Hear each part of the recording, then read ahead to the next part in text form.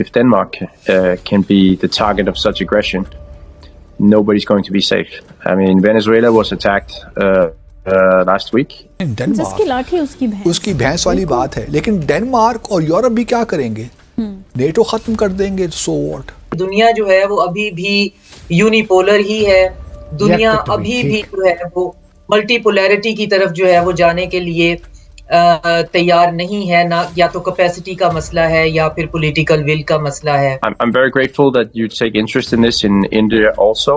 I hope India will back us up in this as well, because we do think that this is in the interest of everybody all over the world. मैं समझता हूँ कि तैयारी पूरी हो चुकी है और मैं समझता हूँ कि अटैक ईरान पे होगी। डोनाल्ड ट्रंप वेनेजुएला में कर सकता है और इजराइल जो है वो अगर गज़ा में कर सकता है और फिर दोनों मिलकर ये सब कुछ ईरान में कर सकते हैं, तो इंडिया जो है वो आज़ाद कश्मीर में ये सब कुछ क्यों नहीं कर सकता? पुतिन के ऊपर जो है वो बाकायदा शवाहिद हैं कि जी कोई 80 के करीब जो है ड्रोन भेजे। शायद उनके लिए भी यही था कि उनकी भी जान के ऊपर ही हमला होगा, लेकिन वो वहाँ मौजूद नहीं थे। यूरोप को तो देखिए वैसे ही मामलात इतने गंभीर हो चुके हैं यूरोप के लिए। एक तो उनकी इक़्तिसादी सूरत हाल बहुत ख़राब होती जा रही है, चीन से जो उनको कंपटीशन मिल रहा है। Nobody will send troops, missiles, jets, ships to defend Iran. No one. Not even Pakistan. Pakistan का क्या सवाल ही पैदा नहीं होता। क्या ट्रंप अब ग्रीनलैंड पर भी कब्जा करने जा रहा है? नमस्कार दोस्तों, वेनेजुएला के बाद अब डोनाल्ड ट्रंप की नजर ग्रीनलैंड पर है और उन्होंने साफ कह दिया है कि चाहे कुछ भी हो, ग्रीनलैंड अब अमेरिका का होकर रहेगा।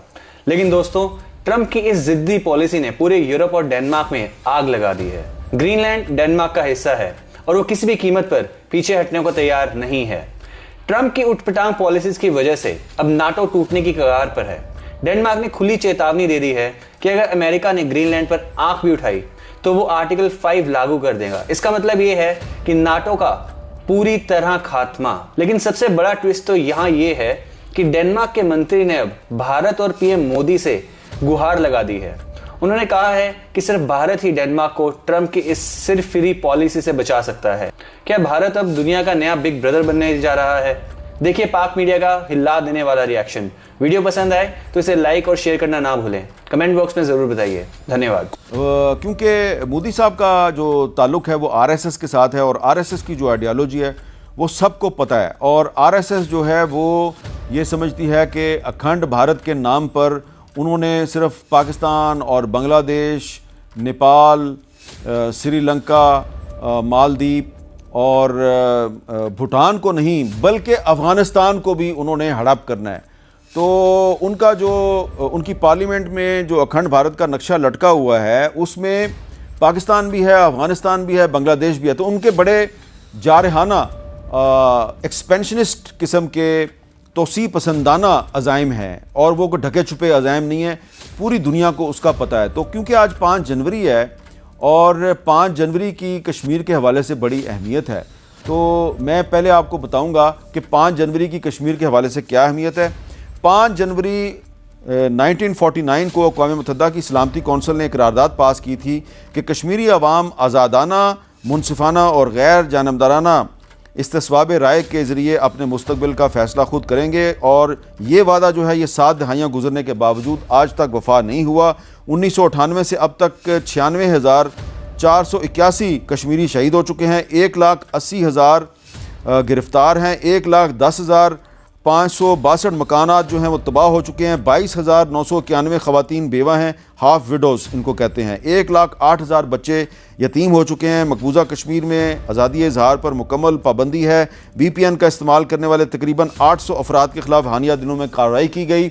और इस जुमे को जो मीर वाइज उमर फ़ारूक हैं उनको जामिया मस्जिद श्रीनगर में जुमा की नमाज भी नहीं पढ़ाने दी गई, ना पढ़ने दी गई और उनको उनके घर पे नज़रबंद कर दिया गया है। तो ये है मकबूजा कश्मीर की सूरत हाल।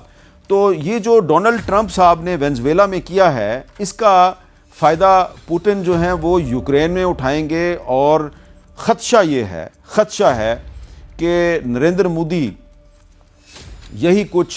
यही जो तोसी पसंदाना अज़ाइम हैं इनकी तकमील के लिए यही कुछ मकबूजा जम्मू कश्मीर में भी ऑलरेडी कर रहे हैं। और वो आज़ाद कश्मीर के जो आसपास के जो इलाके हैं वहाँ पर और ख़ास तौर पर जो लाइन ऑफ कंट्रोल है वहाँ पर कोई ना कोई जारहियत कर सकते हैं, कोई ऐसा फॉल्स फ्लैग ऑपरेशन कर सकते हैं जिसको बुनियाद बनाकर वो पाकिस्तान के ख़िलाफ़ भी जारहियत कर सकते हैं और आज़ाद कश्मीर में भी जारहियत का कोई ना कोई वो बहाना ढूंढने की कोशिश करेंगे। और ये जो बहाना है ये डोनाल्ड ट्रंप ने जो वेनेजुएला में किया है उसके बाद मोदी साहब जो हैं वो इसी किस्म की कोई कार्रवाई करके तो कहेंगे जी कि अगर डोनाल्ड ट्रंप वेनेजुएला में कर सकता है और इजराइल जो है वो अगर गज़ा में कर सकता है और फिर दोनों मिलकर ये सब कुछ ईरान में कर सकते हैं तो इंडिया जो है वो आज़ाद कश्मीर में ये सब कुछ क्यों नहीं कर सकता। तो इस लिहाज से देखा जाए तो पाकिस्तान जो है उसको बहुत से चैलेंजेस का सामना है। नेटो ख़त्म कर देंगे सो व्हाट। यूरोप को तो देखिए वैसे ही मामलात इतने गंभीर हो चुके हैं यूरोप के लिए। एक तो उनकी इक़्तिसादी सूरत हाल बहुत ख़राब होती जा रही है, चीन से जो उनको कंपटीशन मिल रहा है, फिर जो अल्लाह भला करे अमेरिका ने टैरिफ्स लगा दिए हैं तो ये भी एक बहुत बड़ा मामला है। तो इसलिए ग्रीनलैंड का मुझे लगता है कि इस साल शायद बल्कि कुछ अगले माह में फ़ैसला भी हो जाए, या तो मुज़ाकरात के ज़रिए या फिर ना हुआ तो प्रेसिडेंट ट्रंप ने 1000 2000 अब देखिए ना डेनमार्क के डेनिश फोर्सेस जो हैं वो अमेरिका के साथ लड़ाई में तो नहीं जाएंगी ना, it's impossible in my view. वो ठीक है रेटरिक अपनी जगह पे। Coming back to little bit Venezuela, देखिए वेनेजुएला में भी लोग बहुत सी बातें कर रहे हैं। कोई कह रहा है ऑयल के लिए गए हैं और ऑयल एक बहुत बड़ी वजह तो है क्योंकि अभी जब तक डेल्सी रोड्रिगेज जो हैं इंटरिम प्रेसिडेंट वो कोऑपरेट करती हैं क्योंकि उन्होंने भी कह दिया कि जी अब हम सब चीज़ें जो है अमेरिका से ख़रीदेंगे, जो चाइना का इन्फ्लुएंस है उसको कम करेंगे, जो उसकी इन्वॉल्वमेंट है हमारी डेवलपमेंट में उसको भी हम कम करेंगे। अब जो ऐलान हुआ है कि 30 से 50 मिलियन बैरल वो अमेरिका जाएगा। अब देखिए अमेरिका को क्यों ये ज़रूरत है 30 से 50 मिलियन ऑयल की। ये बात अपने नाज़रीन के लिए दिलचस्पी का बाइस होगी हमारे नाज़रीन के लिए कि इस वक्त दुनिया में जो आप कह लीजिए जो हैवी ऑयल है या थिक ऑयल है जिसमें सल्फ़र एलिमेंट ज़्यादा होता है वो या तो वेनेजुएला में पैदा हो रहा है या फिर कनाडा में हो रहा है या फिर रूस में भी यही ऑयल है। इसलिए इस